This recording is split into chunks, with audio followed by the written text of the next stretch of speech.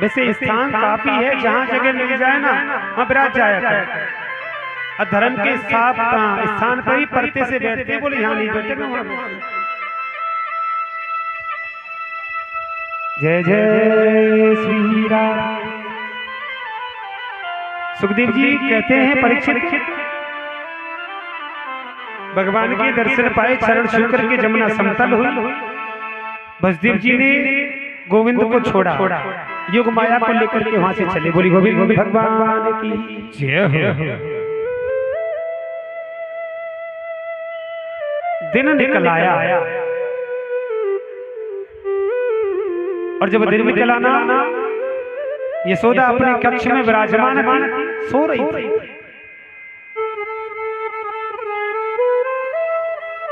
ननद बाबा की जो बहन थी ना, वो आई हुई थी, उपस्थित थी।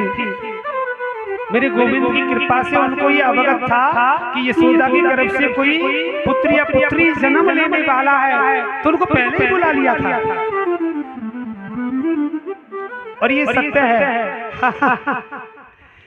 पहले किसी के घर में कोई खुशी उत्पन्न होती थी ना, तो भाभी में और ननद में इतना प्रेम था कि शायद उसको बुलाया जाता था। और अब किसी के घर में कोई छोरा हो या छोरी, कोई बुलाना पसंद करे। हाँ देखो तो सही, कितनी बड़ी विडंबना हो गई है। मन में विचार कि घर में कछू आएगी तो बांध ले जाएगी, सबरे घरे या मत बोली।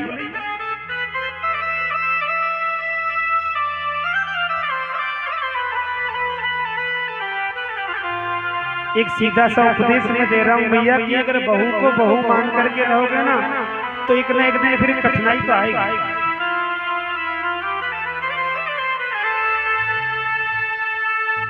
एक माता जी के एक पुत्र था, एक पुत्री थी।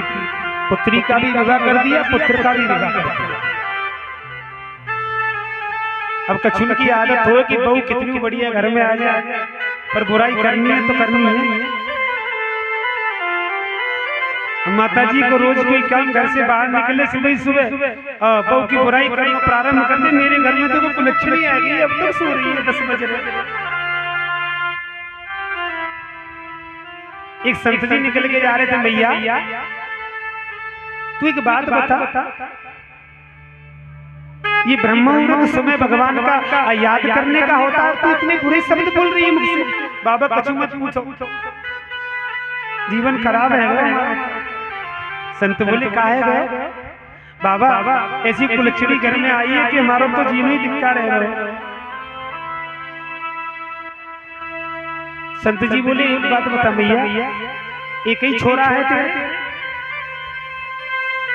बाबा एक छोरी को विवाह कर दो। अब देख रहा संत जी क्या कह रहे हैं। संत जी बोले भैया तो छोरी कैसी है तेरी? भैया बोली बाबा छोरी की मत पूछो, छोरी के लंगे तो बड़ो छोला चल। बड़ी प्रसन्न हूँ, बड़ी खुश हूँ। संत जी बोले हाँ ऐसा क्यों? बाबा मेरी छोरी को दामाद इतना अच्छा मिलो तो मेरी छोरी बेड पे पामा नीचे न धर। संत जी बोले अरे वाह, दूसरे की बेटी अगर तुझे बेड पे बैठी दिखे तो तुझे कुलच्छनी नजर आ रही है, अपनी बेटी अगर तुझे बेड पे बैठी दिख रही है तो बड़ी अच्छी है, अच्छा परिवार है।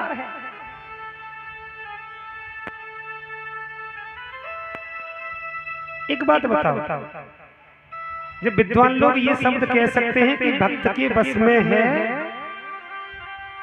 जब भगवान मनुष्य के बस में हो सकता है तो क्या इंसान नहीं हो सकता? ये तो बहुत साधारण सी बात है। धन की आवश्यकता नहीं पड़ती है मनुष्य को अपना बनाना। मैं कहता हूं ना कि प्रेम से ज्ञान मिल सकता है, पर ज्ञान से प्रेम नहीं मिलेगा। प्रेम से ज्ञान की उत्पत्ति हो सकती है, ज्ञान से प्रेम की उत्पत्ति नहीं होगी।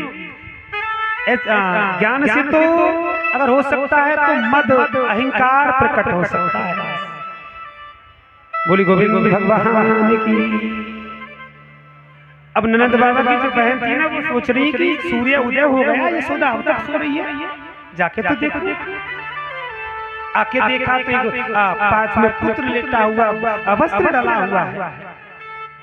अब मन में विचार कर रही है कि प्रभु यशोदा की एक छोरा सी है जाए। शास्त्र कहते हैं कि 84 वर्ष हो गए और 84 वर्ष के बाद यशोदा के घर में कोई खुशी उत्पन्न होने वाली है।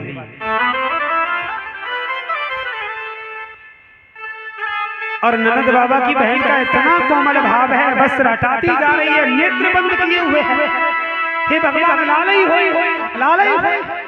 और जब लालई हुआ, वस्त्र हटाया तो भगवान का दर्शन पाया। बोली गोविंद भगवान की। बड़ी खुशी हुई। घर से बाहर निकली, दरवाजे से खड़े होकर के ननद बाबा चौपार पर बैठे थे, कुछ लोगों को साथ लिए हुए और जोर से आवाज लगा रही है, भैया। ननद बाबा बोली एक बात बता, सुबह सुबह काहे से बेचारी आनंद भय। बोली गोविंद भगवान जय हो। गोकुल के लोगों ने जब इतना शब्द सुना ना, भीड़ लग गई यशोदा के घर। देखिए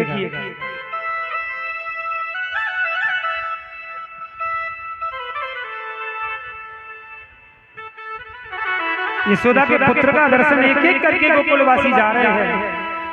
ननद बाबा ने यमुना स्नान किया, तब जाके कन्हैया को नहाया। जो भी हाथ में दाना लगे ना, सबको बहा रहे हैं। अच्छा एक बात और है, ये बूढ़ी मैया है ना, इन्हें वाकई बड़ा अनुभव होता है बच्चे के बारे में। हाँ, जन्म लेगा नहीं, पृथ्वी पर आएगा नहीं, उसकी सूरत देख के बता देगी मैया बाबा पे गए हो, दादी पे गए हो। अरे लेकिन 4 पहर होते हैं, मालूम है? 4 पहर, और 4 पहर के अनुसार ही मनुष्य जीवन में 4 बार ही बदलता है। बोली गोविंद भगवान की जय हो। लेकिन ये माँ की ममता का भाव है ना, उसकी ममता का बखान नहीं किया जा सकता। आजकल की संतान थोड़ी सी बड़ी है जाए, थोड़ा सा धन प्राप्त है जाए तो माँ बाप ने न समझे। कछु संतान की कमी, कछु संस्कार की कमी, और कछु वो देवी जी आजकल ऐसी प्रकट हो रही है। हाँ मैया बचाए रखे भगवान वो तो सही। घर वाले बड़ा जिम्मे पड़ रहे हैं, केवल इसी बात से रोज लड़ाई होती है, इसी बात से नाराज। और वास्तविक बात तो है कि मेरा भी मन करता है घर कभी कभी जाने का, लेकिन मुझे मालूम है कि अगर मैं गया ना तो राजी खुशी चर्चा तो दूर, बस यही विषय निकल के आएगा, तो फोन से राजी खुशी ले लेता हूँ। अरे मनुष्य का देखो, हर मनुष्य के जीवन में धन का होना जरूरी है। अरे सोचिए कि जरा कि मैं भगवान का बहुत बड़ा भक्त हूँ, अगर मैं भगवान की आराधना साधना करूंगा तो अगर धूप बत्ती लाऊंगा तो वो भी धन से आएगी नहीं आएगी। अगर भगवान का भोग बनाऊं, प्रसाद चढ़ाऊं कुछ कर, तो वो भी तो धन से ही होगा। मालिक इतना दीजिए चाहे कुटुंब समाज, मैं भी भूखा ना रहूं, कोई और ना भूखा।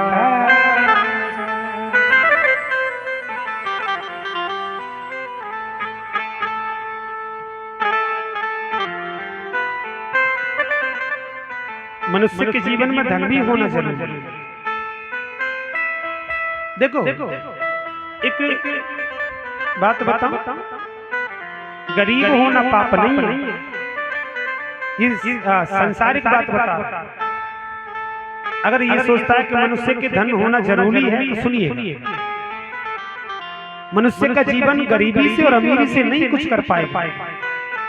गरीब होना कोई पाप नहीं, लेकिन भगवान कहता है कि तुझे मानस योनि में मैंने उतारा है तो तेरे अंदर विवेक भी तो होगा। गरीब होकर के मरना गलत बात है। बोली गोविंद भगवान की जय हो। आज ननद बाबा को जो भी दान हाथ में लगे ना सबको बहा रहे हैं। कछु गोपी खड़ी थी यशोदा के चेहरे को देख करके बोली भैया तू एक बात बता ननद बाबा गोरी तू गोरी पर ये कारो कहां से आए? अब काई के छोरा को मैया कारो क्यों लगी? मैया को गुस्सा नहीं आवे? बता।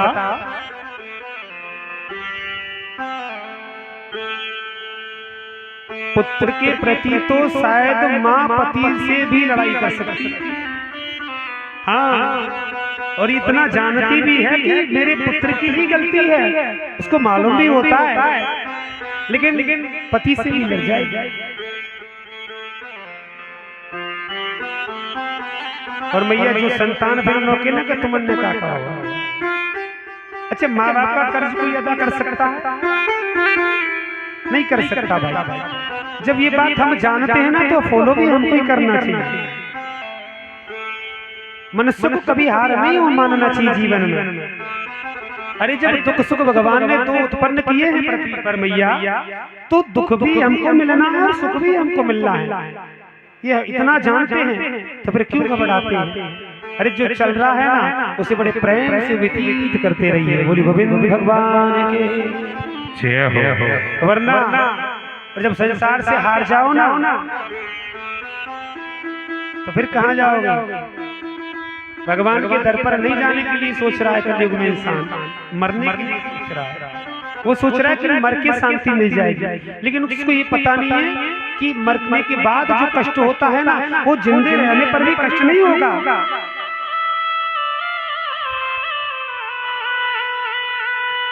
लेकिन मेरा तो कहना यही है कि अगर जब किसी से पेश ना पड़े ना तो ये सत्य बता रहा हूँ कि अगर आंसू भी बहाना है ना तो उसके दरबार में जाकर के बहाना वो मोती करके वापस लौटाने की सामर्थ्य रखता है।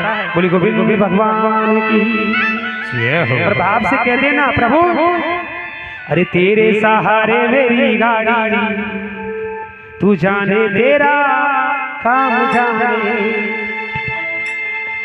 तू जाने तेरा काम जाने, हाय तू जाने तेरा काम जाने।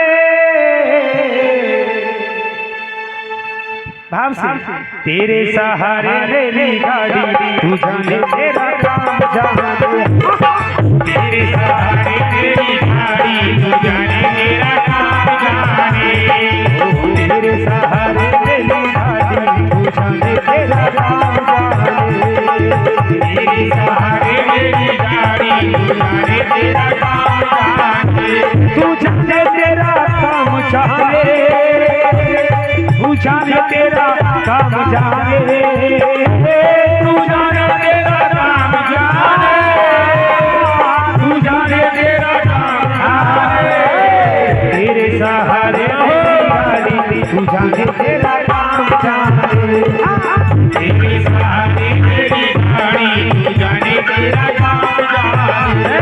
हरी ताली बजा के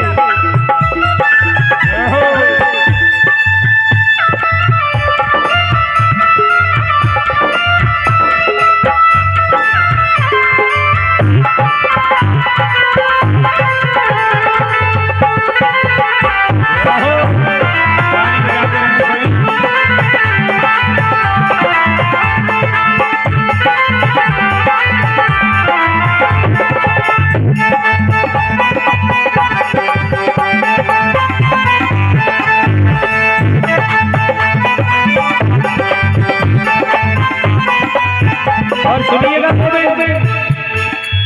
एक ही भरोसा एक ही आशा, एक ही भरोसा एक ही आशा, एक ही भरोसा एक ही आशा, एक ही भरोसा एक ही आशा, शरणों में श्याम मेरा सा, शरणों में श्याम ओ चरणों में श्याम तेरी है दासा, चरणों में श्याम तेरी दासा, रख लीला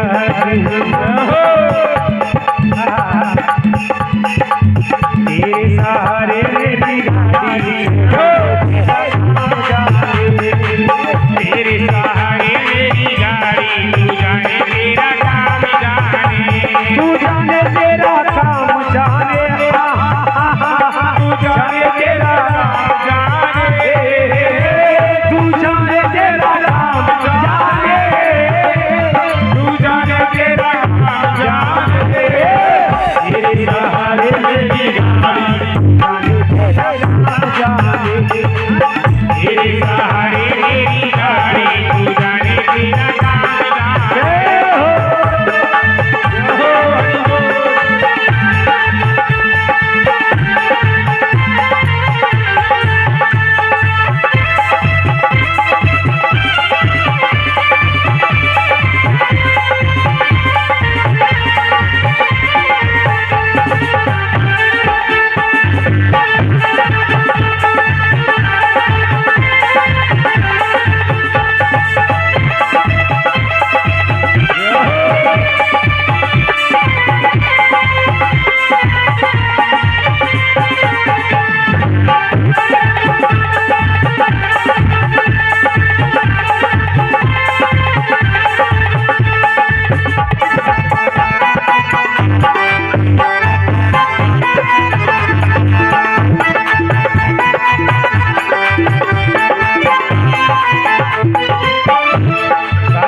मेरे साथ उमरिया उमरिया उमरिया बिताए गई राम नहीं जान उमरिया बिताए गई